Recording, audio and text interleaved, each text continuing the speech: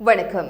நீங்கள் இணைந்திருப்பது சமூகத்தின் மதிய நேர பிரதான செய்திகளோடு இணைந்து கொள்ளும் நான் டோரின் புஷ்பராஜா. விரிவான செய்திகளுக்குள் செல்வதற்கு முன்னதாக முதலில் தலைப்புச் செய்திகள். அடுத்த வரவு செலவு திட்டத்தில் புதிய வரிகள் இல்லை, ஜனாதிபதி அறிவிப்பு.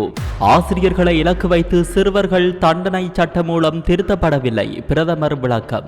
நாடு திரும்பியதும் தமிழரசு கட்சியை சந்திக்க உள்ள அனுர. இயந்திர படகில் கடலுக்கு சென்ற மீனவர் 2 நாட்களாக மாயம், திருகோணமலையில் சம்பவம். இதய நோயினால் ஏற்படும் 80% மரணங்கள் தொடர்பில் மருத்துவர் வெளியிட்ட தகவல். ஆயுதங்கள், போதைப் பொருட்களுடன் 24 வயதுடைய இளைஞன் கைது. அமெரிக்காவில் துப்பாக்கிச் சூடு, பற்றி எறிந்த தேவாலயம், 4 பலி. பாகிஸ்தான் அமைச்சரின் கையால் ஆசிய கோப்பையை வாங்க மறுத்த இந்தியா. எதிர்வரும் வரவு செலவு திட்டத்தில் புதிய வரிகள் எதுவும் விதிக்கப்பட மாட்டாது என ஜனாதிபதி அனுரகுமார திசாநாயக்க தெரிவித்துள்ளார். அபிவிருத்தி அடைந்து வரும் பொருளாதாரத்தில் வளர்ச்சி இலக்குகளை அடைவதே அரசாங்கத்தின் எதிர்பார்ப்பு என்றும் அவர் கூறியுள்ளார். ஜப்பானுக்கு உத்தியோகபூர்வ விஜயம் மேற்கொண்டுள்ள ஜனாதிபதி அனுரகுமார திசாநாயக்க அங்குள்ள இலங்கையர்களை சந்தித்து உரையாற்றும் போது அவர் இந்த விடயத்தினை குறிப்பிட்டுள்ளார். இதன்படி எதிர்காலத்தில் சில வரி விகிதங்களை குறைப்பது குறித்து கவனம் செலுத்தவுள்ளதாகவும் ஜனாதிபதி தெரிவித்துள்ளார். அத்துடன் கடந்த ஆண்டில் ராஜதந்திர உறவுகளில் சமநிலையை பேணுவதற்கு இலங்கையினால் முடிந்ததாகவும் அவர் குறிப்பிட்டுள்ளார். நாட்டை முன்னோக்கி நகர்த்துவதற்கு தேசிய ஒற்றுமையை உருவாக்க வேண்டும் எனவும் இலங்கை வரலாற்றில் எந்த இன மோதல்களும் தலைதூக்காத ஆண்டாக கடந்த வருடம் வரலாற்றில் இணைவதாகவும் ஜனாதிபதி சுட்டிக்காட்டியுள்ளார். இதனிடையே அடுத்த ஆண்டு 3 டிரில்லியன் ரூபாய் கடனை பெறுவதற்கு எதிர்பார்ப்பதாகவும் அதற்கான ஒதுக்கீட்டு சட்டம் மூலம் சமர்ப்பிக்கப்படும் எனவும் அவர் தெரிவித்துள்ளார். இலங்கையில் அல்லது வெளிநாட்டில் வசிக்கும் எந்தவொரு இலங்கையரும் தனிப்பட்ட சலுகைகளை எதிர்பார்த்து தற்போதைய அரசாங்கத்தை ஆட்சிக்கு கொண்டுவரவில்லை என்றும் அவர்கள் அனைவரும் எதிர்பார்க்கும் மாற்றத்திற்கு அரசாங்கம் உறுதி பூண்டுள்ளதாகவும் ஜனாதிபதி தெரிவித்துள்ளார். பாடசாலைகள் அல்லது ஆசிரியர்களையோ இலக்கு வைத்து சிறுவர்கள் தண்டனை சட்டம் மூலம் திருத்தப்படவில்லை என பிரதமர் ஹரணி அமரசூரிய தெரிவித்துள்ளார்.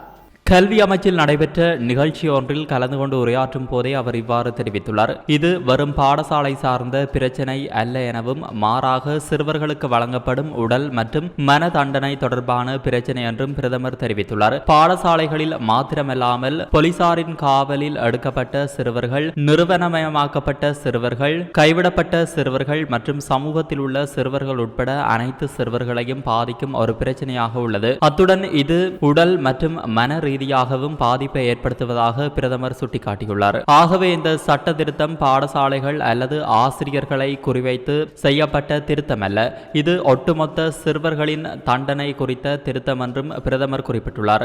ஆனால் தற்போது சிறுவர்களை தண்டிக்க முடியாது என்றும் ஒழுக்கத்தை பேணுவதற்கு அவர்களை தண்டிக்கவே முடியாது என்றும் கூறுகின்றார். ஒரு சிறுவரை அவமானப்படுத்தாமல், சித்திரவதை செய்யாமல், அழுத்தம் கொடுக்காமல் தண்டிப்பதற்கு பல வழிகள் இருப்பதாகவும் பிரதமர் தெரிவித்துள்ளார். ஜனாதிபதி அனுரகுமார திசாநாயக்கவை சந்திப்பதற்கான இலங்கை தமிழரசு கட்சியின் கோரிக்கை நிறைவேறும்.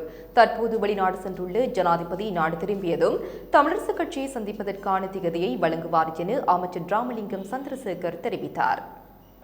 இது தொடர்பில் ஊடகங்களிடம் அவர் மேலும் கூறுகையில், இனப்பிரச்சனையை தீர்ப்பதில் யார் உண்மையாகவும் நேர்மையாகவும் செயல்படுகிறார்கள் என்பதில் பல்வேறு சந்தேகங்கள் உள்ளன. சுய அரசியல் நலனுக்காகவே பலரும் தமிழ் மக்களின் பிரச்சனைகள் குறித்து பேசுகின்றனர். ஆனால் அந்த மக்களின் பிரச்சனைகளை தீர்ப்பது குறித்து அரசு கூடுதல் முக்கியத்துவம் அளித்து செயல்படுகிறது. இந்த இலக்கை அடைவதற்கு அனைத்து தரப்பினருடனும் ஜனாதிபதி கலந்துரையாடுவார். ஜனாதிபதி அனுரகுமார திசாநாயக்கவை சந்திப்பதற்கான இலங்கை தமிழரசு கட்சியின் கோரிக்கை நிறைவேறும். தற்போது வெளிநாடு சென்றுள்ள ஜனாதிபதி அனுரகுமார திசாநாயக்க நாடு திரும்பியதும் தமிழரசு கட்சியை சந்திப்பதற்கான திகதியை வழங்குவார். எனினும் இனப்பிரச்சனையை தீர்ப்பதில் உண்மையான ஈடுபாடுகள், சுய அரசியல் நலன்களுக்கும் இடையிலான வேறுபாடுகளை அனைவரும் உணர வேண்டும். எவ்வாறாயினும் வடக்கு கிழக்கு மாகாணங்களின் இனப்பிரச்சனைகளுக்கான தீர்வுகள் குறித்து கலந்துரையாடுவதற்காக இலங்கை தமிழரசு கட்சி ஜனாதிபதி அனுரகுமார திசாநாயக்கவுக்கு உத்தியோகபூர்வமாக கடிதம் ஒன்றை அனுப்பியுள்ளது. கடந்த 22ஆம் தேதி அனுப்பப்பட்ட இந்த கடிதம் ஜனாதிபதியுடன் தமது கட்சி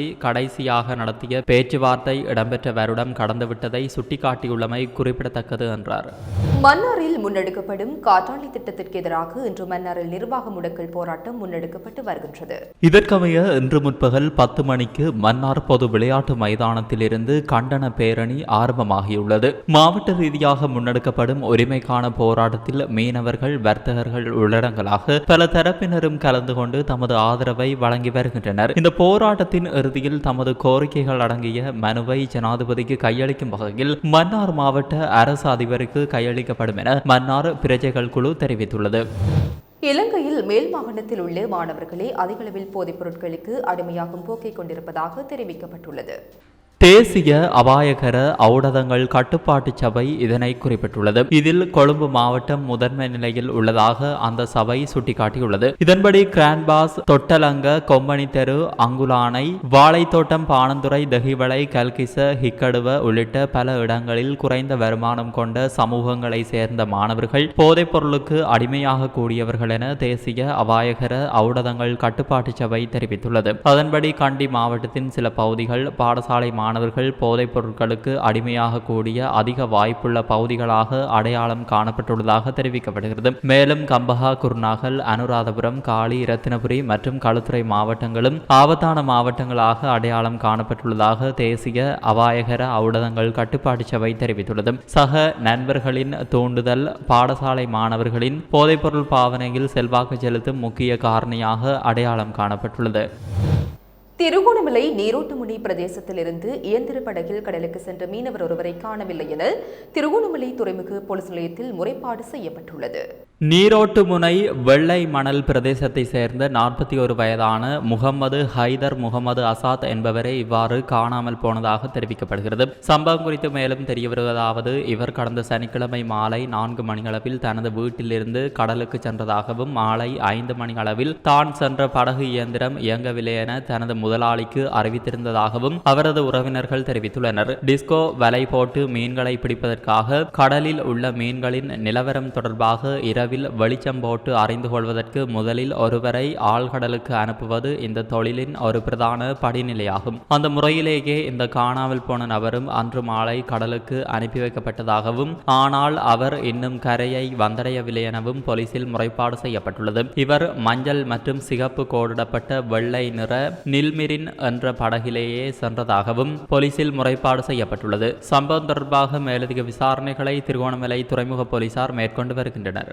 பிரதான அனுசரணை வழங்குவோர் பிடி கேஷ் அண்ட் கரி மற்றும் பிடி சூப்பர் ஸ்டோர். இப்போ உங்களுக்கு வழங்கும் ஒரு நல்ல செய்தி. பிடி கேஷ் அண்ட் கரியின் ஆன் பிராண்டான கல்யாணி அன்னபூரணி பிராண்டில் அன்றாட வாழ்க்கையின் எல்லா தேவைகளுக்குமான அனைத்து பொருட்களையும் ஒரே இடத்தில் ஒரே கூரையின் கீழ் பெற்றுக்கொள்ள பிடி கேஷ் அண்ட் கரி மற்றும் பிடி சூப்பர் ஸ்டோருக்கு தாமதம் வேண்டாம். இப்போதே வாருங்கள்.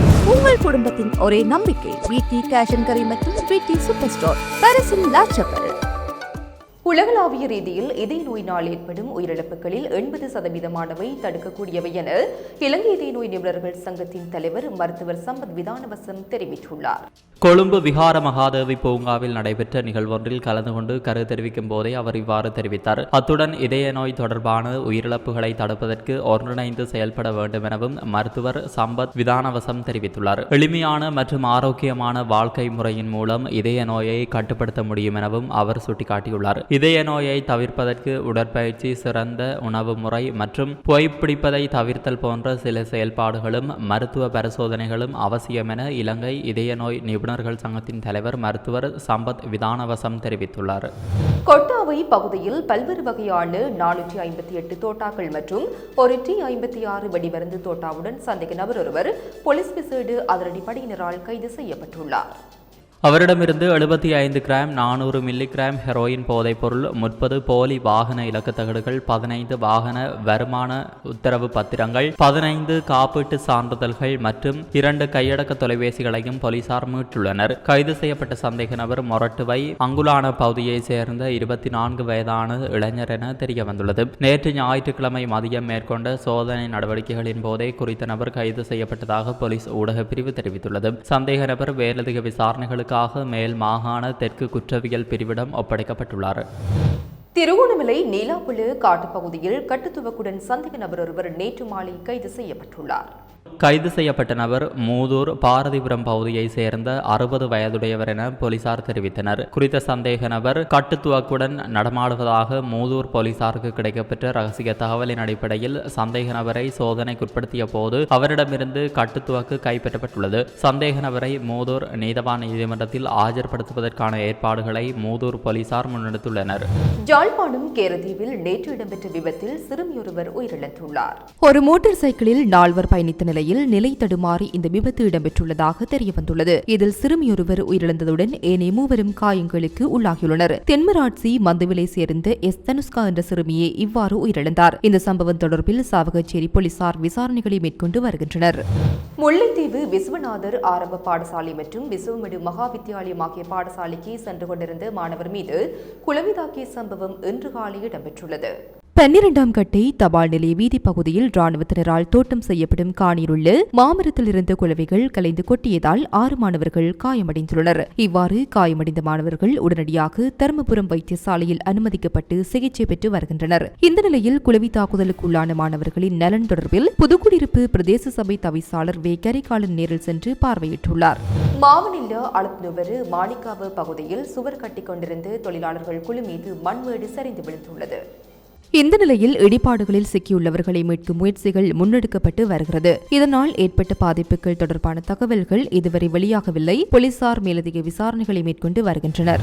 அமெரிக்காவின் மிச்சிகன் தேவாலயத்தில் நடந்த துப்பாக்கிச் சூட்டில் 4 பேர் உயிரிழந்ததுடன் 9 பேர் காயமடைந்துள்ளனர். குறித்த தேவாலயத்தில் நூற்றுக்கணக்கான மக்கள் ஆராதனையில் ஈடுபட்டிருந்த போது இந்த தாக்குதல் நடத்தப்பட்டுள்ளது. துப்பாக்கிச்சூடு மேற்கொண்டுள்ளதுடன் ஆலயத்திற்கு தீயும் வைக்கப்பட்டுள்ளது. இந்த நிலையில் துப்பாக்கிச்சூடு நடத்திய சந்தேக நபர் சம்பவ இடத்திலேயே போலீசாரால் சுட்டுக் கொல்லப்பட்டுள்ளார். பெரிடன் நகரை சேர்ந்து 40 வயதான தாமஸ் ஜேக்கப் சான் போர்ட்டு என்பவரே இவ்வாறு துப்பாக்கிச் சூட்டை நடத்தியுள்ளார் என அடையாளம் காணப்பட்டுள்ளது. தாக்குதலுக்கான காரணத்தை கண்டறிய மேலதிக விசாரணைகளை அந்த நாட்டு போலீசார் முன்னெடுத்து வருகின்றனர். இதேவேளை அமெரிக்க ஜனாதிபதி டொனால்டு டிரம்பின் உத்தரவை தொடர்ந்து அடுத்து வரும் 2 மாதங்களுக்குள் போர்ட்லண்டின் ஒரிகனில் தேசிய காவல்படை நிறுவப்பட உள்ளது. சட்டவிரோத குடியேற்றவாசிகளின் வருகையை தடுப்பதற்காக அமைக்கப்பட்ட மையங்களுக்கு எதிராக நடத்தப்படும் போராட்டங்களை கட்டுப்படுத்தும் நோக்கில் ராணுவத்தினர் ஒரிகனுக்கு அனுப்பப்பட உள்ளதாக அமெரிக்க ஜனாதிபதி முன்னதாக அறிவித்திருந்தார். பாகிஸ்தானின் உள்துறை அமைச்சரும் ஆசிய கிரிக்கெட் கவுன்சில் தலைவருமான மோஷின் நக்வி கையிலிருந்து ஆசிய கோப்பை வாங்க இந்திய அணி வீரர்கள் மறுத்த சம்பவம் இடம்பெற்றுள்ளது. கேப்டன் சூரியகுமார் ஜாதவ் மற்றும் வீரர்கள் பதக்கமில்லாமல் வெற்றியை கொண்டாடினர். ஆசிய கோப்பை இறுதிப் போட்டி துபாயில் நடைபெற்றது. இதில் இந்தியா பாகிஸ்தான் அணிகள் மோதின. டாஸ் வென்ற இந்தியா பந்து வீச்சை தெரிவு செய்தது. அதன்படி முதலில் பேட் செய்த பாகிஸ்தான் 19 ஓவரில் முதலாவது பந்தில் 146 ரன்களுக்கு ஆல் அவுட் ஆனது. இதனையடுத்து 147 ரன்கள் எடுத்ததால் வெற்றி என்ற இலக்குடன் களமிறங்கிய இந்தியா 19 ஓவரில் 4 பந்தில் 150 ரன்கள் எடுத்து அபார வெற்றி பெற்று ஆசிய கோப்பையை கைப்பற்றி அசத்தியது. இந்த நிலையில் பாகிஸ்தானின் உள்துறை அமைச்சரும் ஆசிய கிரிக்கெட் கவுன்சிலின் தலைவருமான மோஷின் நக்வி கையிலிருந்து ஆசிய கோப்பையை வாங்க இந்திய அணி வீரர்கள் மறுத்தனர். இந்திய அணி கோப்பையை பெற்றுக் கொள்ளாததால் ஆசிய கோப்பை நிர்வாகம் கோப்பையை கையோடு தூக்கி சென்றது. இதனிடையே இந்திய வீரர்கள் 2024ஆம் ஆண்டு T20 உலக கோப்பையில் கேப்டன் ரோஹித் கோப்பையை கொண்டு வந்தது போல செய்கை செய்து இந்திய கேப்டன் சூரியகுமார் ஜாதவ் மற்றும் வீரர்கள் பதக்கமில்லாமல் வெற்றியை கொண்டாடினர். இத்துடன் சமூகத்தின் மதிய நேர பிரதான செய்திகள் நிறைவு பெறுகின்றன. தொடர்ந்தும் சமூகத்தோடு இணைந்திருங்கள். இதுபோன்ற செய்திகளை தெரிந்து கொள்ள சமூகம் நியூஸ் சேனலை சப்ஸ்கிரைப் செய்து அருகில் உள்ள பெல் பட்டனை கிளிக் செய்யுங்கள். மேலும் இதுபோன்ற செய்திகளை உடனுக்குடன் தெரிந்து கொள்ள சமூகமீடியா.com என்ற இணையதளத்தின் வாயிலாகவும் எங்களுடன் இணைந்திருங்கள்.